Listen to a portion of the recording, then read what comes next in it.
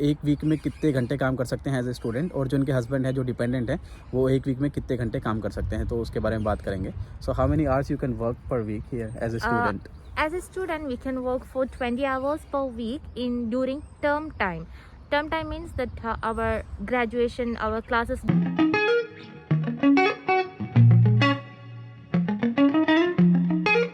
Hello, हाँ जी नमस्कार, मेरा नाम है संदीप चौहान, आप देख रहे हैं चौहान यूके वाइब्स।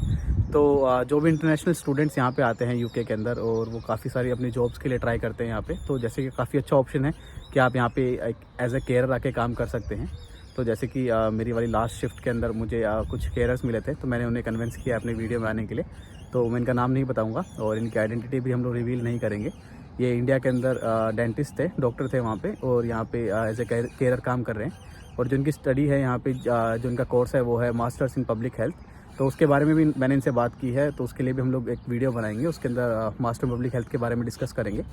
तो बाकी जब ये यहाँ पे आए थे तो इनके साथ इनके जो डिपेंडेंट इनके हस्बैंड हैं वो भी यहीं पे आए थे, तो उनके बारे में भी बात करेंगे। तो इसके अंदर हम लोग बात करेंगे जो भी लोग यहाँ पे आते हैं और एज ए केयरर काम करना चाहते हैं, क्योंकि काफ़ी अच्छी जॉब है, तो काफ़ी सही पैसा भी है इसके अंदर, जिसके अंदर आपका जो स्टडी का जो लोन है वो भी पूरा हो जाता है, और काफ़ी सारी चीज़ें हैं, काम भी इतना हेक्टिक नहीं है। तो उस चीज़ों के बारे में इसमें बात करेंगे।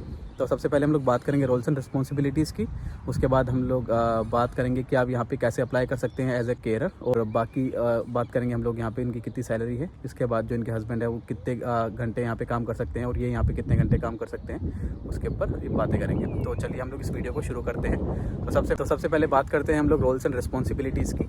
तो ये बताएंगे हमें, और सबसे बड़ी चीज़ ये इन्हें हिंदी नहीं आती है तो इन्हें ये इंग्लिश में बताएंगे, तो प्लीज़ आप लोग इस चीज़ को मैनेज कर लेना। हम लोग बात करते हैं पहले रोल्स एंड रिस्पॉन्सिबिलिटीज़ की। So, as a care worker, we have to do so many things, and we have to take care of that old age peoples, or sometimes even the mental care homes are also there. So, in my case, I'm working in an old age home, and in the here, what we have to do is like we have a day shift and also a night shift. For day shift, it's like from 8 o'clock to night 8 o'clock, and it's like 12 hours work, and in that we are getting 1 hour break. So remaining 11 hours we have to work, and in during days, like we have to feed them, we have to give food for 3 to 4 times a day, and also we have to take care of their personal hygienes, like we have to take shower or get them washed, and also take them to toilets, and we have to do that pad changing for 3 times a day, like that. And even in night shift we don't give them food, but when we go to the night shift, and we have to feed them for 1 time, and then we have to change the pad for 3 times during 4 hours interval. So these are the roles and responsibilities mainly in care homes. तो ये कुछ roles and responsibilities थी जो कि इन्होंने बताया कि जो आप वहाँ पे जो रेजिडेंट्स होते हैं उनको फीड करना होता है, उनकी पर्सनल हाइजीन मेंटेन करनी होती है, बाकी उनका टेक केयर करनी होती है। टोटल 12 आवर्स की शिफ्ट होती है, 2 शिफ्ट होते हैं, एक नाइट शिफ्ट होती है और एक मॉर्निंग शिफ्ट होती है। एक तरीके से ये नर्सिस के हेल्पिंग हैंड होते हैं, तो कम से कम एक ड्यूटी के ऊपर 5 से 6 केयरर्स होते हैं और एक नर्स होती है जो कि बाकी इनको कोऑर्डिनेट करते हैं। हम ये सारी चीज़ें नर्स के ऊपर होती हैं, बाकी जो केयरर्स होते हैं वो बाकी केयर प्रोवाइड करते हैं पेशेंट्स को। उसके बाद दूसरी चीज़ हम लोग बात करते हैं कि आप यहाँ पे एज ए केयरर कैसे अप्लाई कर सकते हैं। जब यहाँ पे एज ए स्टूडेंट आप आते हैं, आप यहाँ पे किसी को जानते नहीं हैं और काफ़ी डिफ़िकल्टी होती है आपको यहाँ पे जॉब ढूंढने में। तो जैसे कि अगर आप पेस्टन के साइड में आते हैं, वॉरिंगटन के साइड में आते हैं, राइटिंगटन के साइड में आते हैं, वीगन के साइड में आते हैं, तो काफ़ी सारी एजेंसीज़ हैं, इंडियन एजेंसीज़ हैं जो कि इंडियन स्टूडेंट्स को हायर करती हैं और वो यहाँ पे आपको एज ए केयरर लगाती हैं। तो काफ़ी अच्छा ऑप्शन है। अगर आप जैसे यूक्लैन है, यूनिवर्सिटी ऑफ सेंट्रल लैंकास्टर है, in which university you are? Manchester Metropolitan University in Manchester. So आप मैनचेस्टर की साइड आते हैं तो काफ़ी सारी इंडियन एजेंसीज़ हैं जो कि आप यहाँ पे आते हैं तो वो आपको काफ़ी कॉन्टैक्ट नंबर आपको मिल जाते हैं, और जिससे आप यहाँ पे एज केयरर आप काम कर सकते हैं और आपको रिक्रूट कर लिया जाता है। तो हम लोग इनसे पूछेंगे कि इनकी क्या जर्नी थी, जब ये यहाँ पे आए थे तो कितने दिनों बाद इनको यहाँ पे जॉब मिल गई थी, और कैसे इनको मिली थी, कैसे इनको कॉन्टैक्ट नंबर मिले थे, तो उन चीज़ों के बारे में बात करेंगे। So how you got the job here and from where you got the contact number and after like how many days you got the job? Yeah, after coming here? actually I came here on January 17, and I got 5 days quarantine, and later I just got one number. I came here as Stoke-on-Trent first, and in UK, and I got one number, and then I called that agency, and they were from India, in Kerala, and we talked with them, and he said, okay, come to our office. Then I gone there, and then they gave me one application form. We have to fill in that application form about our past graduation and everything, and we have to submit our passport copy and even our BRP. It's like residence permit. When we come to UK, we will get that residence permit from this UK government, and we have to submit that ID also.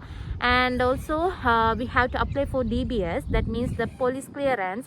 In my case, in my agency itself, they applied for DBS. For that DBS, we have to pay almost around £50, and then I got the work there in agency, and I worked there for like 2 or 3 weeks, and then later I shifted to Warrington, and I come to other agencies, and now currently I'm working with some other agencies in as LH care home. And now I came here for last two months. I have been here, and I'm working in this agency, and it's really good. And when I come here, what we did was we have to update the DBS, as we done the DBS for one employer. So if we update the DBS, we can work under many employers during the whole year. For that updation, we have to pay almost around £13. तो जैसे कि इन्होंने वही बताया है आपको कि आप जब यहाँ पे आते हैं तो आपको काफ़ी सारे कॉन्टैक्ट नंबर्स मिल जाते हैं जो कि इंडियन एजेंसीज़ हैं, और वो आपको यहाँ पे रिक्रूट कर लेती है। तो जॉब की ऐसी कोई दिक्कत नहीं आती जब आप एज ए केयरर काम करना चाहते हैं। और काफ़ी अच्छी चीज़ भी है, आप अपनी अगर आप मेडिकल फील्ड से हैं तो आपको वहाँ पे चीज़ें अच्छी भी लगेंगी, क्योंकि आप पहले मेडिकल फील्ड में डील कर चुके हैं। और जैसे मैंने आपको बताया कि डेंटिस्ट थे इंडिया के अंदर और यहाँ पे एज ए केयरर काम कर रहे हैं। तो जैसे इनका MPH खत्म हो जाएगा, मास्टर्स इन पब्लिक हेल्थ, उसके बाद अभी ये अपने डेंटल को यहाँ पे रजिस्टर भी करवा रहे हैं, अपने जो डेंटल रजिस्ट्रेशन है उनका भी करवा रहे हैं। उसके बाद काफ़ी अच्छी अपॉर्चुनिटी है इनके पास, क्योंकि यहाँ पे जो डेंटिस्ट है उसका काफ़ी अच्छा स्कोप है, और जो पैसा है वो काफ़ी ज़्यादा अच्छा पैसा है। तो इसके बाद हम लोग इसके अंदर बात करेंगे कि जो इनके डिपेंडेंट आए थे वो कब आए थे, मतलब जब जैसे ये यहाँ पे मास्टर्स के लिए आए हैं उनके साथ ही आए थे या फिर उनके कुछ दिनों बाद आए थे। So after how many days your husband joined you here? Just with me. We both came along. सो ये वो इनके साथ ही आए थे। तो काफ़ी लोग ऐसे पूछते हैं कि अपने डिपेंडेंट को आप कितने दिनों बाद बुला सकते हैं यहाँ पे, जब आप यहाँ पे स्टडी पर्पज़ के लिए आते हैं। तो वो इनके साथ ही आए थे। सो अब हम लोग इसके अंदर बात करेंगे कि इनकी जो सैलरी है वो कितनी है, एक वीक में कितने घंटे काम कर सकते हैं एज ए स्टूडेंट, और जो इनके हस्बैंड है जो डिपेंडेंट है वो एक वीक में कितने घंटे काम कर सकते हैं, तो उसके बारे में बात करेंगे। So how many hours you can work per week here as a student? As a student, we can work for 20 hours per week during term time. Term time means that our graduation, our classes going on time, and when we get a break, like for us, we are having Easter break and summer break for 1 month, or some colleges having 15 days. So during those days, we can here work for 40 hours per week. For my husband, as a dependent, he can work for full time. Full time in the sense, what in UK they are considering is 40 hours per week as a full time hours. But if you are able to do more hours, then you can do like 6 days a week. You can take shift. There is no problem with that. You can work for more as in case of dependents. Okay, so what's your per hour salary here? For me, it's £10, and most of the agency they are giving £9 to £10 for us. So how much you are earning per week?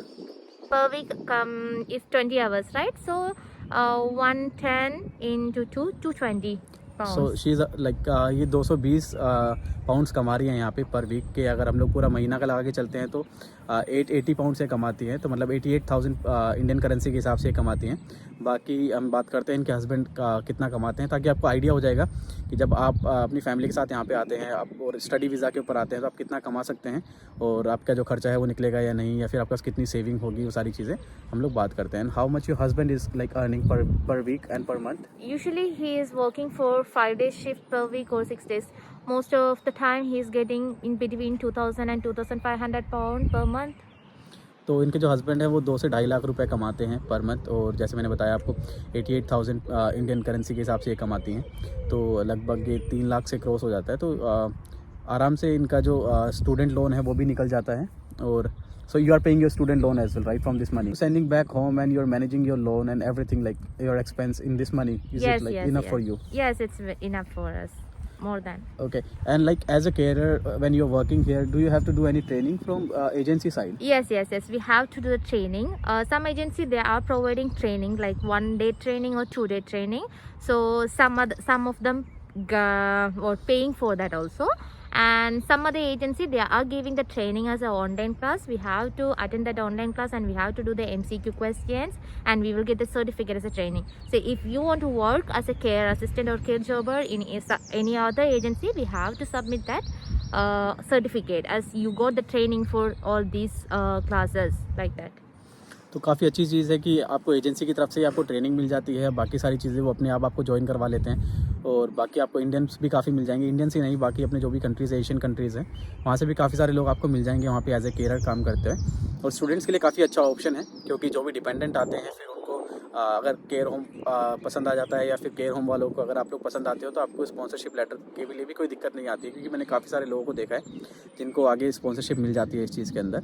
तो मेरे हिसाब से काफ़ी अच्छी opportunity है as a care काम करें अगर आप मेडिकल फील्ड से हैं। तो अगर नहीं भी हैं तो काफ़ी सारे इंजीनियर्स मेरे फ्रेंड हैं जो यहाँ पे हैं और वो एज ए केयर काम कर रहे हैं। तो इसके अंदर कोई हर्ज नहीं है, कोई भी काम बड़ा या छोटा नहीं होता है। तो प्लीज़ आप आएँ इनिशियली अगर ये काम करके देखें, अगर आपको पसंद आता है तो आप करें क्योंकि इसके अंदर पैसा भी अच्छा है और आपको इतना हेक्टिक भी नहीं पड़ेगा। बाकी आपको काफ़ी अच्छी चीज़ है अगर आप यहाँ पे आते हैं तो आपको एक सेट केयर होम मिल जाएगा, उसके अंदर आपको काम करना है। बाकी स्टाफ भी आपके सारे काफ़ी यहाँ पे जानकार आपके हो जाते हैं और काफ़ी अच्छी चीज़ है। बाकी आपके ऊपर डिपेंड करता है। तो मेरी जो मेन एम था मेरा कि आप लोगों को ये बताना था कि आप यहाँ पे स्टूडेंट आते हैं तो आपको एज ए केयर यहाँ पे जॉब मिल जाएगी नहीं और आपकी जो सैलरी होगी वो कितनी होगी। तो मेरे हिसाब से आपके डाउट क्लियर हो गए होंगे।